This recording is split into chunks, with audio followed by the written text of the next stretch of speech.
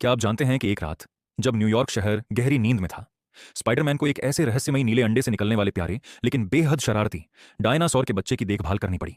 और उनका एकमात्र साथी एक बोलता हुआ घर था, जिसकी हर दीवार एक अनकही कहानी सुनाती थी। कहानी शुरू होती है एक परित्यक्त प्रयोगशाला से, जहां स्पाइडरमैन को एक अजीबोगरीब चमक और एक प्राचीन रहस्यमयी धुन सुनाई देती है। एक ऐसी धुन जो दिल में डर और उत्सुकता दोनों जगा रही थी। अंदर उसे एक चमकता हुआ नीला अंडा मिला, जिससे एक छोटा चमकीला नीला डायनासोर का बच्चा निकला।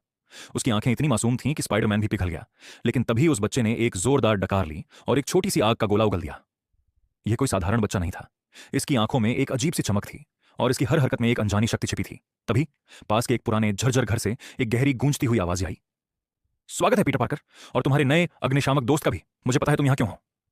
यह घर, जिसका नाम पुराना हवेली था, असल में स्पाइडरमैन के दादाजी के एक सनकी वैज्ञानिक दोस्त ने बनाया था, जो ब्रह्मांड के रहस्यों को सुलझाने के लिए अजीबोगरीब प्रयोग करते थे।